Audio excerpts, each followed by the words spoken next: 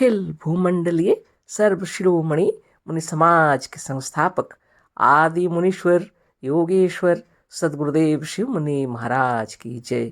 उपस्थित मुनि वृंद, साधु सज्जन वृंद, संत वृंद, साधक वृंद, आध्यात्म ज्ञान के जिज्ञासु और प्रेमियों, सभी श्रोता वृंद, आप सभी को मेरा कोटिशः नमन, सप्रेम जय जीव।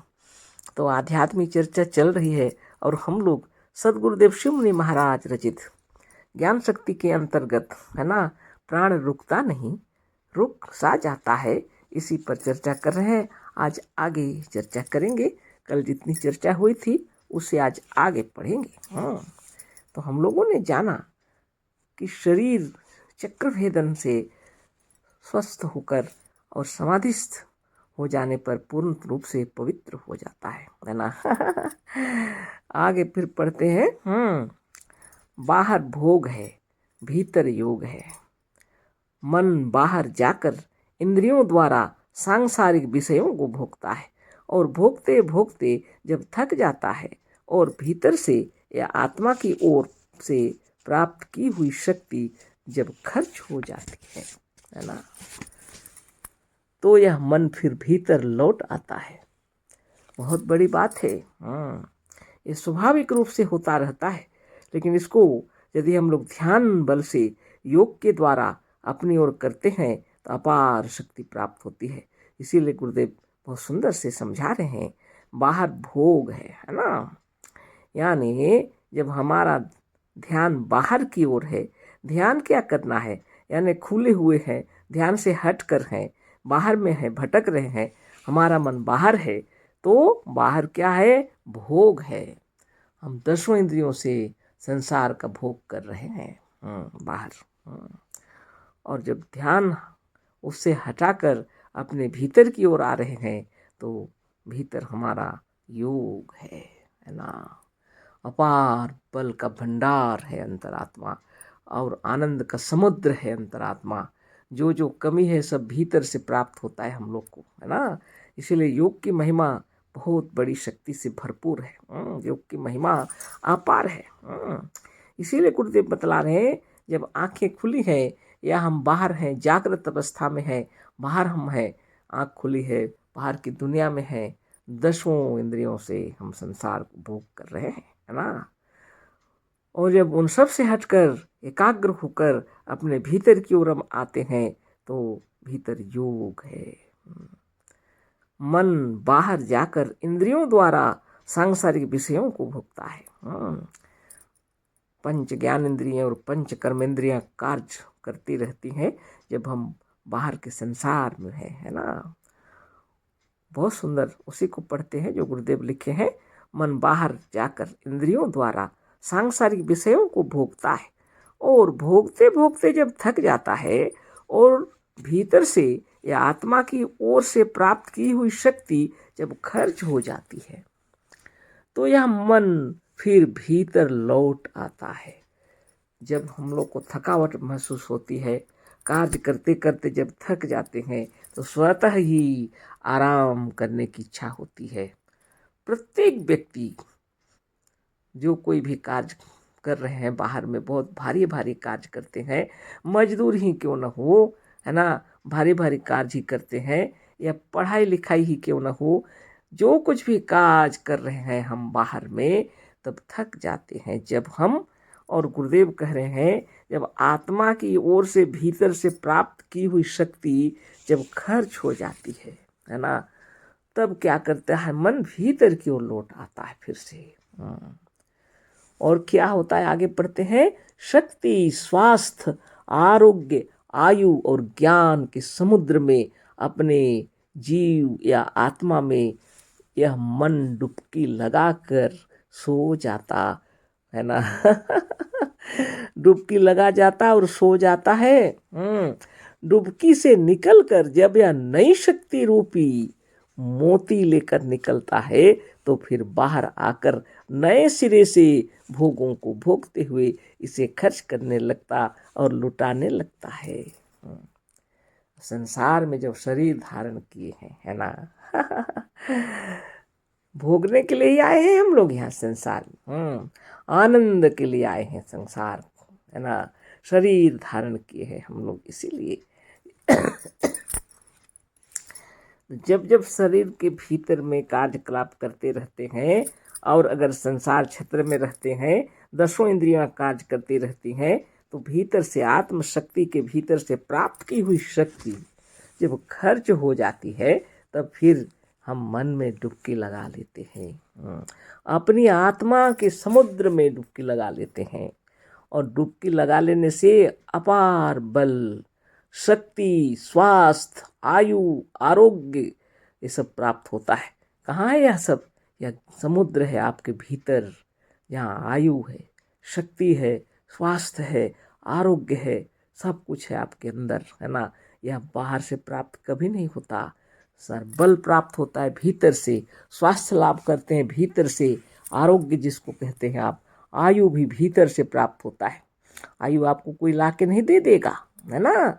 आपको ध्यान करना है, अपनी तपस्या में तल्लीन हो जाना है, ज्ञान के समुद्र में अपने जीव या आत्मा में मन डुबकी लगाकर, है ना, लगा जाता और सो जाता है ना। तो सोचिए नींद भी कितनी अद्भुत चीज है। इस नींद की महिमा अपार है ना। जो लोग योग साधन नहीं करते हैं वो भी सोते हैं। ये नींद ही एक प्रकार का योग है। अज्ञात शक्ति से लोग निरंतर योग कर रहे हैं, है ना। 24 घंटे में अगर कोई बहुत परिश्रमी है तो भी 4 घंटा तक तो सोते ही हैं। नहीं होने से भी आधे घंटे भी तो सोएंगे ना। जितना भी परिश्रमी क्यों न हो, लेकिन 24 घंटे में बच्चे लोग तो 8 घंटे तक सोते हैं, बड़े लोग भी 6 घंटे तक सोते हैं। 3-4 घंटे तक सोना निश्चित रूप से जरूरी हो जाता है, क्योंकि यह योग है जहाँ पहुँचने पर शक्ति, स्वास्थ्य, आरोग्य, आयु और ज्ञान का समुद्र है।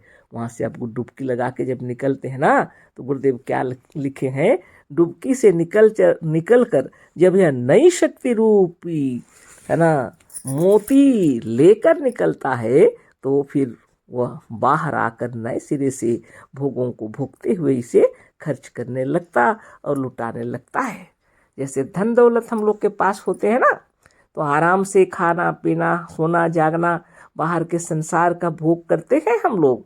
हर जितने रुपये होते हैं और फिर खर्च करते हैं, फिर कमाते हैं, है ना, और कमाते रहते हैं, कभी खर्च नहीं होता, है ना। तो कमाते रहेंगे, खर्च ही नहीं करें, सुख से कैसे रहेंगे। सुख शांति से रहने के लिए भोग भी करते हैं, बाहर की दुनिया में सुंदर से देखते हैं दुनिया को, वाह क्या जगत है, घूमना फिरना सब कुछ, है ना। मिलना जुलना सबसे, अच्छा भोजन करना, अच्छा से रहना, है ना, घूमना फिरना किसे पसंद नहीं है। आत्मदेव को बहुत पसंद है ना। इसीलिए तो इतनी सुंदर दुनिया की रचना किए हैं। आकाश, अग्नि, जल, वायु और मिट्टी, बाप रे, पूरा विश्व ब्रह्मांड लहरा रहा है। किसके लिए? सिर्फ आपके लिए, है ना। यह ज्ञान हम लोग को नहीं था, कहाँ से रहेगा बिना गुरु के। गुरुदेव ज्ञान दे दिए तो चारों ओर आनंद बिखरा हुआ है, दिख रहा है। किसके लिए? सिर्फ आपके लिए। सारी दुनिया आपके लिए बनी हुई है ना। सारा विश्व आपके लिए बनी हुई है, सारा विश्व, सारा संसार, सकल सृष्टि के मालिक हैं आप, है ना।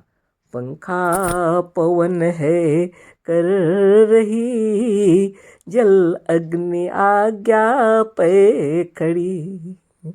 धन्य धन्य ऋषि मुनि, सबके चरणों में कोटि कोटि नमन है ना। जिन्होंने यह बात हम लोगों को बतलाया।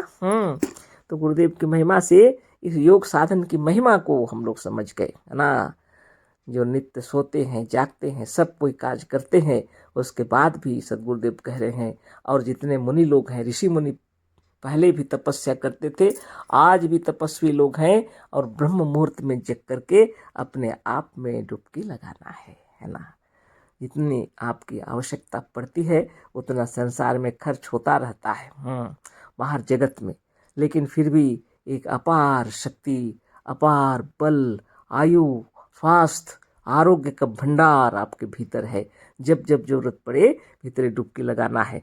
जरूरत पड़ने से ही डुबकी लगाएंगे वो बात नहीं है, नित्य डुबकी लगाते रहने अंतरात्मा में, और फिर हृदय में आनंद बिखरता रहे हमेशा, है ना। तो बहुत बड़ी बात है, ये चीज़ बोलने वाली चीज़ नहीं है। अपने पास इतने शब्द भी नहीं फीके पड़ जाते शब्द गुरुदेव के सामने, है ना। बाहर आने पर शक्ति का व्यय होता और भीतर आने पर शक्ति की प्राप्ति होती है और मन ताजा हो जाता है। थका हुआ मन जैसे भीतर घर में लौट आता है और सो जाता है, ठीक उसी तरह से चक्र भेदन साधन द्वारा थका हुआ मन बड़ी आसानी से समाधि में स्थिर हो जाता है ना। जो समाधि लगा रहे हैं, जिनको समाधि लगती है और जो नित्य योगाभ्यास करते हैं, उनको ठीक से मालूम है। सदगुरुदेव शिव मुनि महाराज की जय, जिन्होंने इतना सुंदर साधन बतला दिया। बाप रे बाप, धन्य धन्य हो गए हम लोग। तो ये बहुत सुंदर ढंग से तरीके से जब आप योग साधन करेंगे तो समाधिस्थ हो जाएंगे, है ना। मन की गति भीतर की ओर हो जाने से योग आरंभ हो जाता है ना। ज्यों ही मन की गति भीतर की ओर हो गई तो योग आरंभ हो जाता है, और मन की गति बाहर हो जाने से भोग आरंभ हो जाता है, और मन की गति बाहर की ओर गई तो भोग आरंभ हो जाता है। यह तो निश्चित नियम हो गया है। सब विचार कर लीजिए, है ना। मन की गति जब भीतर की ओर होती है तो योग आरंभ हो जाता है, और मन की गति बाहर हो जाने से भोग आरंभ हो जाता है। मनुष्य जैसे अपने घर के भीतर आकर ही सोने की तैयारी करता है, उसी तरह से मन भीतर आकर ही समाधि में जाने और एकाग्र होने की तैयारी करता है। बहुत बड़ी बात है। छोटे नन्हे बच्चे हैं, कहीं भी सो गए वो अलग बात है ना। लेकिन बड़े लोग जो है ना, वो स्थिर होकर के अपने ही बिछावन में सोते हैं, अपने ही रूम में सोते हैं, है ना। तो बहुत बड़ी बात है। योगी जब साधक लोग ध्यान और तपस्या करते हैं, समाधि की तैयारी कब होती है? जब आप एकाग्र मन से ध्यान करते हुए, चक्र भेदन साधन करते हुए ध्यानस्थ हो रहे हैं, तब उस अपने स्थान पर जाकर के ही समाधि लगती है। कितना सुंदर उदाहरण दिए हैं गुरुदेव। मनुष्य जैसे अपने घर के भीतर आकर ही सोने की तैयारी करता है, उसी तरह से मन भीतर आकर ही समाधि में जाने और एकाग्र होने की तैयारी करता है। जैसे मनुष्य घर में लौटकर ही अपने खास कमरे में जाकर सो जाता है, उसी तरह शरीर के भीतर लौटा हुआ मन चक्र भेदन करता हुआ सीढ़ी सीढ़ी चढ़ता हुआ ऊपर ब्रह्मरंध्र रूपी अपने निजी कमरे में आकर समाधि की अवस्था में स्थिर होता है। देखिए, है ना। और 2-4 लाइन है, इसको पढ़ देते हैं, थोड़ा टाइम भी हो गया। जैसे निष्प्राण पैरों को हिलाने से उसमें जीवन प्राण आ जाता है ना। उसी तरह से चक्र भेदन द्वारा सब चक्रों में संकोचन और प्रसारण करने से सारा शरीर नए सिरे से सचेतन, सजीव, सशक्त, स्वस्थ, निरामय, निर्विकार और निरोग हो जाता है, और ब्रह्मरंध्र रूप देवालय में जाकर आत्म पूजा करने के योग्य हो जाता है। जैसे थकने पर आसानी से नींद आ जाती है, उसी तरह से चक्र भेदन का साधन कर लेने पर मन आसानी से समाधि की ओर प्रवृत्त हो जाता है ना। बहुत बड़ी बात है। समाधि क्या है? स्वरूपस्थ हो जाना, है ना। अपने में तल्लीन हो जाना, है ना, और अपने ब्रह्म रूप को अच्छी तरह से जान लेना। तो इस विषय तो खूब चर्चा हुई है, लेकिन अभी जो चर्चा हो रही है इसको ध्यान दीजिए। बहुत सुंदर से साधन करना है हम लोगों को और समाधिस्थ होना है ना। तो आगे फिर कल चर्चा होगी, है ना। तो बहुत अच्छे तरीके से ध्यान लगाकर साधन करना है हम लोगों को, जिससे हम लोग अपने स्वयं में डूब जाए, स्वरूपस्थ हो जाए और संसार क्षेत्र के सारे कार्यकलाप भी करें, आराम से रहें। और योगी ही संसार को भोग सकता है ना। इसलिए योग तो करना ही है। अगर आनंद से रहना है ना। आनंद कोई बाहर से नहीं आता, भीतर से, है ना। तो इतना ही अभी चर्चा करते हैं। अशेष धन्यवाद, कोटिशः नमन। सद्गुरुदेव शिव मुनि महाराज की जय। सप्रेम जय जय।